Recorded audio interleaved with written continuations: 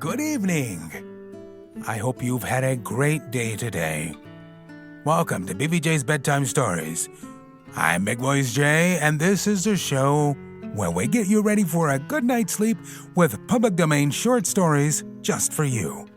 Links to all the stories can be found in the show notes at bedtimewithbvj.com. And if you'd like to support the show, there's a Buy Me a Coffee link in every post. Tonight we continue our story, The Adventure of the Sussex Vampire, by author Conan Doyle. When having left our bags at the Checkers Lamberley, we drove through the Sussex clay of a long winding lane and finally reached the isolated and ancient farmhouse in which Ferguson dwelt.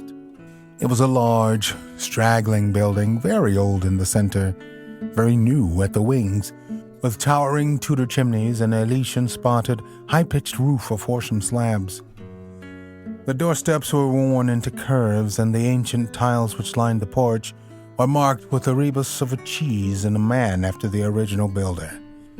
Within, the ceilings were corrugated with heavy oaken beams, and the uneven floors sagged into sharp curves.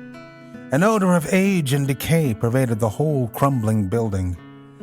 There was one very large central room in which Ferguson led us. Here, in a huge old-fashioned fireplace with an iron screen behind it, dated 1670, there blazed and spluttered a splendid log fire. The room, as I gazed round, was a most singular mixture of dates and of places. The half-paneled walls may well have belonged to the original yeoman farmer of the 17th century. They were ornamented, however, on the lower part by a line of well-chosen modern watercolors. While above, where yellow plaster took the place of oak, there was hung a fine collection of South American utensils and weapons, which had been brought, no doubt, by the Peruvian lady upstairs. Holmes rose with that quick curiosity which sprang from his eager mind, and examined them with some care. He returned with his eyes full of thought. "Hello!" he cried. "Hello!" A spaniel lay laying in a basket in the corner. It came slowly forward towards its master, walking with difficulty. Its hind legs moved irregularly, and its tail was on the ground. It licked Ferguson's hand. "What is it, Mr. Holmes?" "The dog. What's the matter with it?" That's what puzzled the vet. Sort of paralysis. Spinal meningitis, he thought. "But it is passing. He'll be all right soon, won't you, Carlo?" A shiver of assent passed through the drooping tail. The dog's mournful eyes passed from one of us to the other. He knew that they were discussing the case. "Did it come on suddenly?" "In a single night." "How long ago?" "May have been 4 months ago." "Very remarkable. Very suggestive. What do you see in it, Mr. Holmes?" "A confirmation of what I had already thought." "For God's sake, what do you think, Mr. Holmes? It may be a mere intellectual puzzle to you, but it is life and death to me. My wife, a would-be murderer, my child in constant danger." "Don't play with me, Mr. Holmes. It is too terribly serious." The big rugby three-quarter was trembling all over. Holmes put his hand soothingly upon his arm. "I fear that there is pain for you, Mr. Ferguson, whatever the solution may be," said he. "I would spare you all I can. I cannot say more for the instant, but before I leave this house, I hope I may have something definite. Please God you may. If you'll excuse me, gentlemen, I will go up to my wife's room and see if there has been any change." He was away some minutes, during which Holmes resumed his examination of the curiosities upon the wall. When our host returned, it was clear from his downcast face that he had made no progress. He brought with him a tall, slim, brown-faced girl. "The tea is ready, Dolores," said Ferguson. "See that your mistress has everything she can wish." "She's very ill," cried the girl, looking with indignant eyes at her master. "She didn't ask for food. She's very ill. She needs a doctor. I'm afraid to stay alone with her without a doctor." Ferguson looked at me with a question in his eyes. "I should be so glad if I could be of use. Would your mistress see Dr. Watson? I'll take him. She needs a doctor. Then I'll come with you at once. I followed the girl, who was quivering with strong emotion, up the staircase and down an ancient corridor. At the end was an iron-clamped and massive door. It struck me as I looked at it that if Ferguson tried to force his way to his wife, he would find it no easy matter. The girl drew a key from her pocket, and the heavy oaken planks creaked upon their old hinges. I passed in, and she swiftly followed, fastening the door behind her. On the bed, a woman was lying, who was clearly in a high fever. She was only half conscious, but as I entered, she raised a pair of frightened but beautiful eyes and glared at me in apprehension. Seeing a stranger, she appeared to be relieved and sank back with a sigh upon the pillow. I stepped up to her with a few reassuring words, and she lay still while I took her pulse and temperature. Both were high, and yet my impression was that the condition was rather that of mental and nervous excitement than of any actual seizure. She lies like that. 1 day, 2 days. I'm afraid she's going to die, said the girl. The woman turned her flushed and handsome face towards me. Where is my husband? He is below and would wish to see you. I will not see him. I will not see him. Then she seemed to wander off into delirium. A fiend, a fiend. What shall I do with this devil? Can I help you in any way? No, no one can help. It is finished. All is destroyed. Do what I will, all is destroyed. The woman must have some strange delusion. I could not see honest Bob Ferguson in the character of fiend or devil. Madam, I said, your husband loves you dearly. He is deeply grieved at this happening. Again she turned on me those glorious eyes. He loves me, yes. But do I not love him? Do I not love him even to sacrifice myself rather than break his dear heart? That is how I love him, and yet he could think of me, he could speak of me so. He is full of grief, but he cannot understand. No, he cannot understand, but he should trust.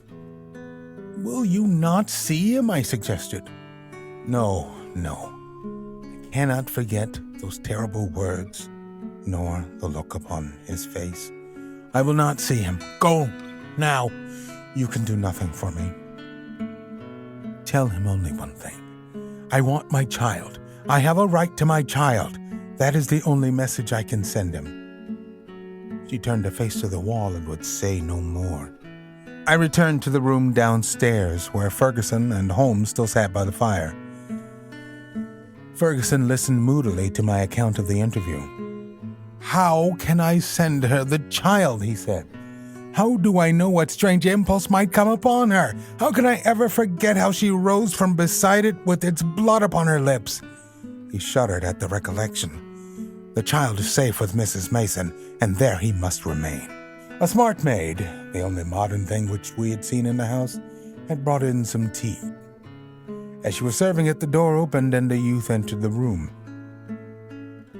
He was a remarkable lad, pale-faced and fair-haired, with excitable light blue eyes, which blazed into a sudden flame of emotion and joy as they rested upon his father. He rushed forward and threw his arms round his neck with the abandon of a loving girl. "Daddy," he cried, "I did not know that you were due yet. I should have been here to meet you. Oh, I am so glad to see you." Ferguson gently disengaged himself from the embrace with some little show of embarrassment. "Dear old chap," said he, patting the flaxen head with a very tender hand. "I came early because my friends, Mr. Holmes and Dr. Watson, have been persuaded to come down and spend an evening with us." "Is that Mr. Holmes, the detective?" "Yes." The youth looked at us with a very penetrating and, as it seemed to me, unfriendly gaze. "What about your other child, Mr. Ferguson?" asked Holmes. "Might we make the acquaintance of the baby?" "Ask Mrs. Mason to bring baby down," said Ferguson. The boy went off with a curious, shambling gait, which told my surgical eyes that he was suffering from a weak spine. Presently he returned, and behind him came a tall, gaunt woman, bearing in her arms a very beautiful child. dark-eyed, golden-haired, a wonderful mixture of the Saxon and the Latin. Ferguson was evidently devoted to it, for he took it into his arms and fondled it most tenderly. "Fancy anyone having the heart to hurt him," he muttered, as he glanced down at the small, angry red pucker upon the cherub's throat. It was at this moment that I chanced to glance at Holmes, and saw a most singular intentness in his expression. His face was as set as if it had been carved out of old ivory, and his eyes, which had glanced for a moment at father and child, were now filled with eager curiosity upon something at the other side of the room. Following his gaze, I could only guess that he was looking out through the window at the melancholy, dripping garden. It is true that a shutter had half closed outside and obstructed the view, but nonetheless it was certainly at the window that Holmes was fixing his concentrated attention. Then he smiled, and his eyes came back to the baby. On its chubby neck there was the small puckered mark. Without speaking, Holmes examined it with care. Finally, he shook one of the dimpled fists which waved in front of him. "Goodbye, little man. You have made a strange start in life. Nurse, I should wish to have a word with you in private." He took her aside and spoke earnestly for a few minutes. I only heard the last words, which were, "Your anxiety will soon, I hope, be set at rest." The woman, who seemed to be a sour, silent kind of creature, withdrew with the child. "What's Mrs. Mason like?" asked Holmes. "Not very prepossessing externally, as you can see, but a heart of gold and devoted to the child. Do you like her, Jack?" Holmes turned suddenly upon the boy. His expressive, mobile face shadowed over, and he shook his head. "Jackie has very strong likes and dislikes," said Ferguson, putting his arm round the boy. "Luckily, I'm one of his likes." The boy cooed and nestled his head upon his father's breast. Ferguson gently disengaged him. "Run away, little Jackie," said he, and he watched his son with loving eyes until he disappeared. "Now, Mr. Holmes," he continued when the boy was gone, "I really feel that I have brought you on a fool's errand. For what can you possibly do save give me your sympathy? It must be an exceedingly delicate and complex affair from your point of view." "It is certainly delicate," said my friend with an amused smile, "but I have not been struck up to now with its complexity. It has been a case for intellectual deduction, but when this original intellectual deduction is confirmed point by quite a number of independent incidents, then the subjective becomes objective, and we can say confidently that we have reached our goal. I had, in fact, reached it before we left Baker Street, and the rest has merely been observation and confirmation." Ferguson put his big hand to his furrowed forehead. "For heaven's sake, Holmes," he said hoarsely, "if you can see the truth in this matter, do not keep me in suspense. How do I stand? What shall I do? I care nothing as to how you have found your facts, as long as you have really got them. Certainly, I owe you an explanation, and you shall have it. But you will permit me to handle the matter in my own way? Is the lady capable of seeing us, Watson?" "She is ill, but she is quite rational." "Very good. It is only in her presence that we can clear the matter up. Let us go up to her." "She will not see me," cried Ferguson. "Oh, yes, she will," said Holmes. He scribbled a few lines upon a sheet of paper. "You at least have the entree, Watson. Will you have the goodness to give the lady this note?" I assented again and handed the note to Dolores, who cautiously opened the door. A minute later, I heard a cry from within, a cry in which joy and surprise seemed to be blended. Dolores looked out. "She will see them. She will listen," said she. At my summons, Ferguson and Holmes came up. As we entered the room, Ferguson took a step or two towards his wife, who had raised herself in the bed, but she held out her hand to repulse him. He sank into an armchair, while Holmes seated himself beside him, after bowing to the lady, who looked at him with wide-eyed amazement. "I think we can disagree with Dolores," said Holmes. "Oh, very well, madam. If you would rather she stayed, I can see no objection. Now, Mr. Ferguson, I am a busy man with many calls, and my methods have to be short and direct. The swiftest surgery is the least painful. Let me first say what will ease your mind. Your wife is very good, a very loving, and a very ill-used woman." Ferguson sat up with a cry of joy. "Prove that, Mr. Holmes, and I am your debtor forever." "I will do so, but in doing so, I must wound you deeply in another direction. I care nothing, as long as you clear my wife. Everything on earth is insignificant compared to that. Let me tell you, then, the train of reasoning which passed through my mind in Baker Street. The idea of a vampire was to me absurd. Such things do not happen in criminal practice in England. And yet, your observation was precise. You had seen the lady rise from beside the child's cot with the blood upon her lips. I did. Did it not occur to you that a bleeding wound may be sucked for some other purpose than to draw the blood from it? Was there not a queen in English history who sucked such a wound to draw poison from it? Poison! A South American household. My instinct felt the pressure of those weapons upon the wall before my eyes ever saw them. It might have been other poison, but that was what occurred to me.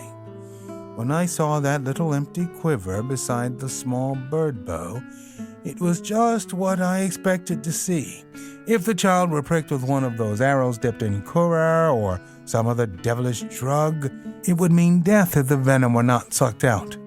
And the dog? If one were to use such a poison, would one not try it first in order to see that it had not lost its power? I did not foresee the dog, but at least I understand him, and he fitted into my reconstruction. Now, do you understand? Your wife feared such an attack.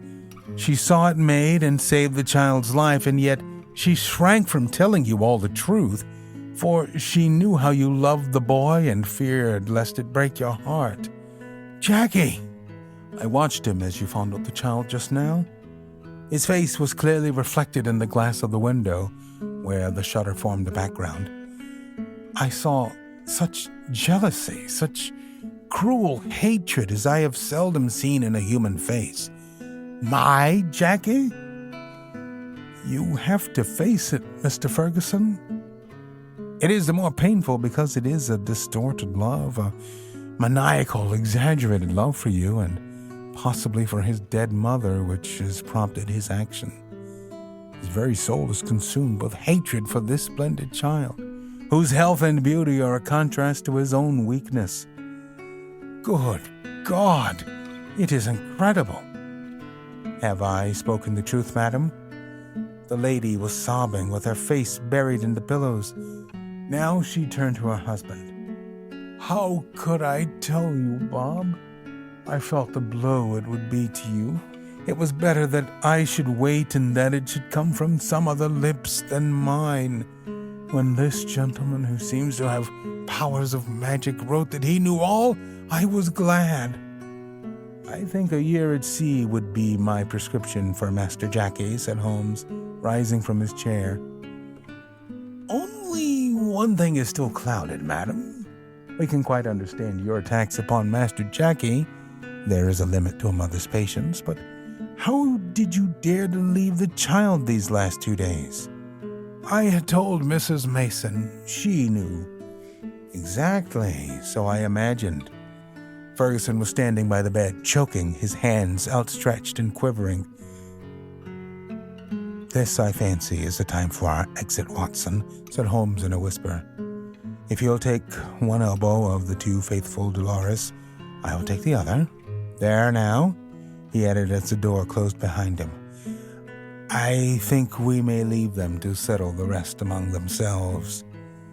I have only one further note of this case. It is the letter which Holmes wrote in final answer to that with which the narrative begins.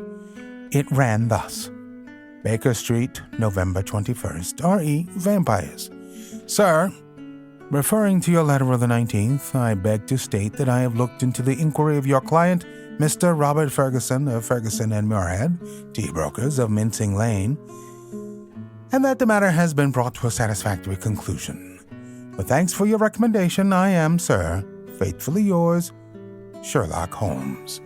We are always on the hunt for great stories like these to feature on the show. You can send your suggestions to bigvoicej@gmail.com. We've got a YouTube channel full of stories from the show. Go to tiny.cc/BVJ Bedtime. If you found some value in our storytelling tonight, don't forget to show the love. There's a Buy Me a Coffee link on every post. Thank you so much for listening. Good night. Diamond Club hopes you have enjoyed this program.